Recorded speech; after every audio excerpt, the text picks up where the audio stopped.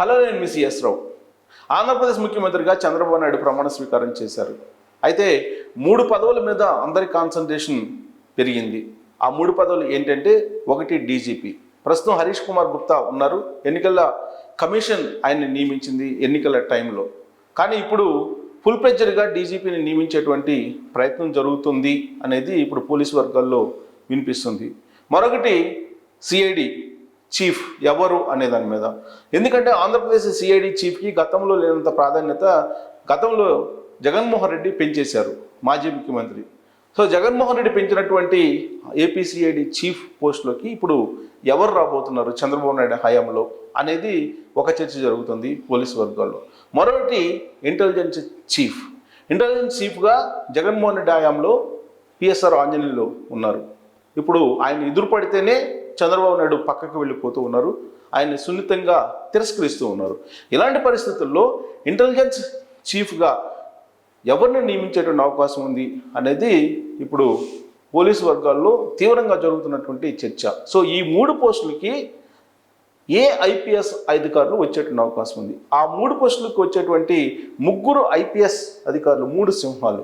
ఒకళ్ళు మహేష్ చంద్ర లడహా, మరొకళ్ళు అమిత్ కార్గే, మరొకళ్ళు బాలసుబ్రహ్మణ్యం ఇంటెలిజెన్స్ చీఫ్గా రాబోతూ ఉన్నారు.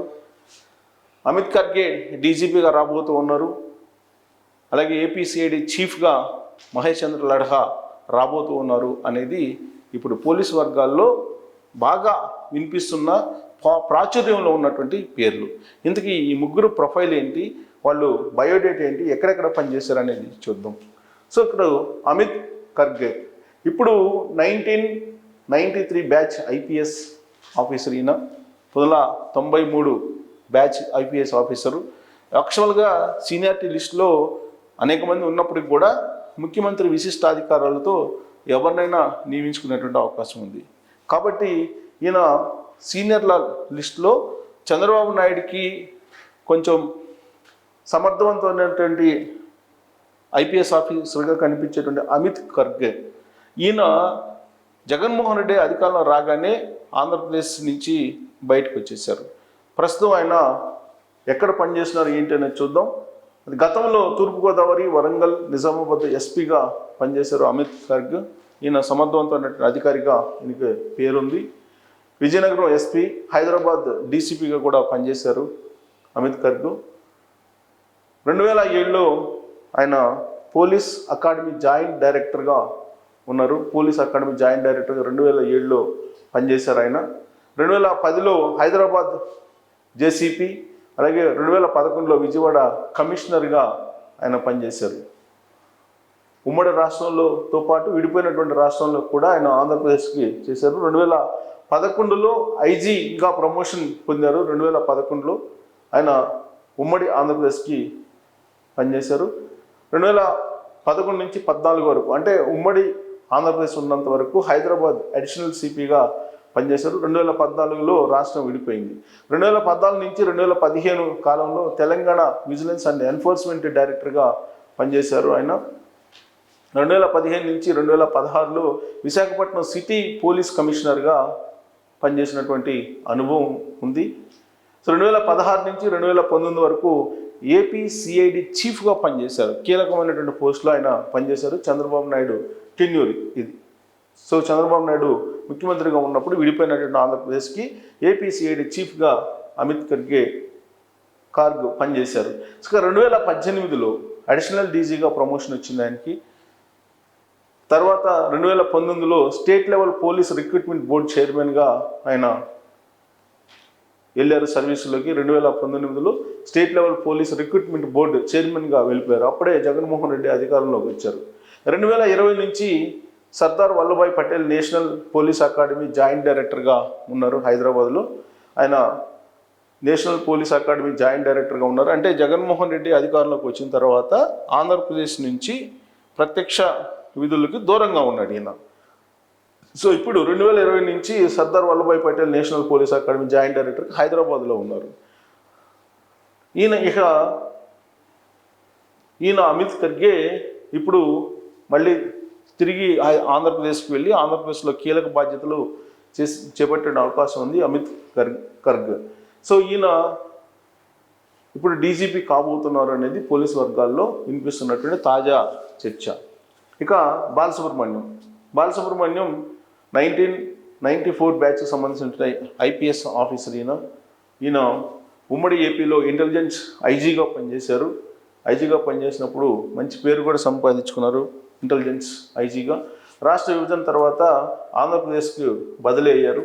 గుజరాత్లో సొహరాబుద్దీన్ ఎన్కౌంటర్ కేసులో ఛార్జ్షీట్ వేసినటువంటి ఐపీఎస్ ఆఫీసరు. సాక్ష్యాలు లేని కారణంగా కేసు కొట్టివేసిన ముంబై హైకోర్టు సాక్ష్యాలు లేవని కేసు కొట్టివేసింది. సౌహృద్దీన్ ఎన్కౌంటర్ కేసులో ఛార్జ్షీట్లో ఉంది. ఆ తర్వాత సాక్ష్యాలు లేవని చెప్పి ముంబై హైకోర్టు కొట్టివేసింది ఆ కేసుని. సో చంద్రబాబు నాయుడు ప్రభుత్వంలో రవాణా శాఖ కమిషనర్గా ఆయన పనిచేశారు బాలసుబ్రహ్మణ్యం. జగన్ ప్రభుత్వం అధికారంలోకి వచ్చాక రైల్వే అడిషనల్ డీజీ పోస్టింగ్కి వెళ్ళారు అని నాన్ ఫోకల్ పాయింట్ పోస్ట్కి వెళ్ళారు. జగన్మోహన్ రెడ్డి అధికారంలోకి వచ్చిన తర్వాత రైల్వే అడిషనల్ డీజీగా పోస్టింగ్కి వెళ్ళారు. ప్రాధాన్యత లేని పోస్టు ఇవ్వడంతో లాంగ్ లీవ్ పెట్టి వెళ్ళారు బాలసుబ్రహ్మణ్యం గారు. తర్వాత టీడీపీ కూటమి అధికారంలోకి ఇప్పుడు రావడంతో ఇప్పుడు ప్రాధాన్యత పోస్టుకు రాబోతూ ఉన్నారు బాలసుబ్రహ్మణ్యం అనేది ఇప్పుడు వినిపిస్తుంది. ఆయన ఏపీ ఇంటెలిజెన్స్ చీఫ్గా బాధ్యతలు స్వీకరించబోతున్నారు. త్వరలోనే ఆయన ఏపీ ఇంటెలిజెన్స్ చీఫ్గా రాబోతున్నారు అనేది ఇప్పుడు పోలీసు వర్గాల్లో వినిపిస్తూ ఉంది. ఇక మహేష్ చంద్ర లడహా ఐపీఎస్, ఈయన 1998 బ్యాచ్ సంబంధించినటువంటి ఐపీఎస్ ఆఫీసర్. ఈయన గ్రేహౌండ్స్ కమాండెంట్గా నక్సల్స్ ప్రాంతాల్లో విజయవంతంగా ఆయన పనిచేశారు. ఆపరేషన్స్ కూడా చేశారు. అలాగే జగన్ పైన కోడికత్తి దాడి జరిగినప్పుడు ఆ సమయంలో విశాఖ సిటీ కమిషనర్గా మహేష్ చంద్ర లడహా ఉన్నారు. ఆ సమయంలో సాక్షి మీడియా, జగన్ మీడియా, సొంత మీడియా ఆయన మీద అనేకమైనటువంటి నిందలు మోపుతూ న్యూస్ రాసింది. సో అప్పుడు నిందితుడు శ్రీనివాస్ తప్ప ఎవరూ లేరని చెప్పేసి లడహా చెప్పారు. ఆ రోజున తెలుగుదేశం పార్టీ ఉందని చెప్పి వైఎస్ఆర్ కాంగ్రెస్ పార్టీ ప్రచారం చేసింది. కానీ విశాఖ కమిషనర్గా ఆయన మీడియా ముఖంగా చెప్పిన మాట ఏంటంటే ఎవరు ఆ కోడికత్తి వేసిన వెనక లేరు, తెలుగుదేశం పార్టీ లేదు, అది కేవలం శ్రీనివాసు తన వ్యక్తిగతమైనటువంటి ప్రచారం కోసం చేసినటువంటి దాడి, అది జగన్మోహన్ రెడ్డి ప్రేమతోటి ఆయన ఈ విధంగా చేశారు అనేది లడహా అప్పుడు చెప్పారు. దాని మీద సాక్షి మీడియా అలాగే జగన్మోహన్ రెడ్డికి సంబంధించిన సానుకూల మీడియా విపరీతంగా ఆయన మీద పుంఖానుపుంఖాలుగా న్యూస్ రాయటం జరిగింది నెగిటివ్ వేలో. సో అప్పటి విశాఖ సిపి పైన వైసీపీ మీడియాలో తీవ్ర విమర్శలు వచ్చాయి. తెలుగుదేశం పార్టీ ప్రభుత్వానికి అనుకూలంగా వ్యవహరిస్తున్నారని చెప్పి మహేష్ చంద్ర లడహా మీద అనేక ఆరోపణలు వచ్చాయి. జగన్ ప్రభుత్వం రాగానే డీజీపీ ఆఫీస్లో ఆపరేషన్స్ విధుల్లోకి ఆయన్ని మార్చారు లడహాని. ఆ తర్వాత ఆయన 2019లో డిప్యుటేషన్ పైన సిఆర్పిఎఫ్కి బదిలీ అయిపోయారు. సో ఇప్పుడు ఆయన జమ్మూ కాశ్మీర్లో సిఆర్పిఎఫ్ ఐజీగా విధులు నిర్వహిస్తూ ఉన్నారు మహేష్ చంద్ర లడహా. ప్రస్తుతం ఢిల్లీ సిఆర్పిఎఫ్ కేంద్ర కార్యాలయంలో ఐజీగా ఉన్నారు. ఆయన జాయింట్ సెక్రటరీ హోదా ఇచ్చింది ఆయనకి కేంద్ర ప్రభుత్వం. సో ఇప్పుడు ఏపీలో కూటమి అధికారంలోకి రావడంతో తెలుగుదేశం పార్టీ కూటమి సిఐడి చీఫ్గా ఆయన రాబోతూ ఉన్నారు, ఏపీ సిఐడి చీఫ్గా అనేది ఇప్పుడు పోలీసు వర్గాల్లో వినిపిస్తుంది. సో అటు బాలసుబ్రహ్మణ్యం అలాగే ఇటు మహేష్ చంద్ర లడహా వీళ్ళిద్దరూ కూడా ప్రకాశం జిల్లాలో పనిచేసినటువంటి ఐపీఎస్ అధికారులు. గ్రేహౌండ్స్ అంటే నక్సల్స్కి వ్యతిరేకంగా బాగా పనిచేసినటువంటి అధికారులు వీళ్ళిద్దరు కూడా, పోలీస్ ఆఫీసర్లు. వీళ్ళిద్దరికీ అపారమైనటువంటి అనుభవం కూడా ఉంది. ఇద్దరు కూడా సిన్సియర్ ఆఫీసర్స్గా పేరుంది. అలాగే అమిత్ గార్గ్ కూడా మంచి పేరుంది. సో వీళ్ళ ముగ్గురు ఇప్పుడు చంద్రబాబు నాయుడు ప్రభుత్వంలో కీలకం కాబోతున్నారు పోలీస్ డిపార్ట్మెంట్లో అనేది వినిపిస్తుంది. సో వీళ్ళు ముగ్గురు వస్తే అప్పుడు ఫుల్ ఫ్లెడ్జ్డ్గా చంద్రబాబు నాయుడు ప్రభుత్వం వేగవంతంగా పనిచేసే అవకాశం ఉంది. లా అండ్ ఆర్డర్ కంట్రోల్లో ఉండే అవకాశం ఉంది ఆంధ్రప్రదేశ్లో. ఇప్పటికే కంట్రోల్లోకి వచ్చింది. చంద్రబాబు నాయుడు ముఖ్యమంత్రిగా బాధ్యతలు స్వీకరించిన తర్వాత ఇక రాబోయేటువంటి రోజుల్లో డీజీపీ అలాగే intelligence chief, AP CID chief ఈ 3 పదవులు కనుక భర్తీ చేస్తే లా అండ్ ఆర్డర్కి సంబంధించి ఆల్రెడీ వాళ్ళ పనులు వాళ్ళు చేసుకొని పోతారు అనేది. ఆల్రెడీ ఐఏఎస్లు ఐపీఎస్లకు సంబంధించి రివ్యూ మీటింగ్ పెట్టినటువంటి సందర్భంగా చంద్రబాబు నాయుడు 2019 నుంచి ఇటీవల వరకు కూడా జగన్మోహన్ రెడ్డి హయాంలో సివిల్ సర్వెంట్లు వ్యవహరించినటువంటి తీరు మీద ఆయన అసహనం వ్యక్తం చేశారు. అందుకే సివిల్ సర్వెంట్లు ఎగ్జిక్యూటివ్ సిస్టమ్ అనేది నిబంధనల ప్రకారం పనిచేయాలి అనేది ఆయన యొక్క ఆలోచన. ఆ చట్టంలో ఇమిడేటువంటి అధికారులుగా వీళ్ళు ముగ్గురు కూడా కనిపిస్తున్నారు. సో 3 సింహాలు ఇప్పుడు ఆంధ్రప్రదేశ్కి రాబోతూ ఉన్నాయి. ఆ 3 సింహాలతోటి చంద్రబాబు నాయుడు పరుగు పెట్టబోతున్నారు, పరిపాలన వేగవంతం చేయబోతున్నారు అనేది ఇప్పుడు లా అండ్ ఆర్డర్ విషయంలో, శాంతి భద్రతలు, ప్రత్యేకించి గంజాయి కానీ డ్రగ్స్ కానీ ఆంధ్రప్రదేశ్లో మారుమూల గ్రామాలకు కూడా వెళ్ళాయి అనేటువంటి అభిప్రాయం ఉన్నటువంటి క్రమంలో సమర్థవంతమైనటువంటి టాలెంట్ ఉన్నటువంటి ఐపీఎస్ ఆఫీసర్స్ని ఆయన ఎంపిక చేసుకోబోతున్నారు. ఆ ముగ్గురులో వీళ్ళు ఉన్నారు అనేది ఇప్పుడు పోలీస్ వర్గాల్లో వినిపిస్తుంది. సో వీళ్ళ ముగ్గురు మీద మీ అభిప్రాయం ఏంటి?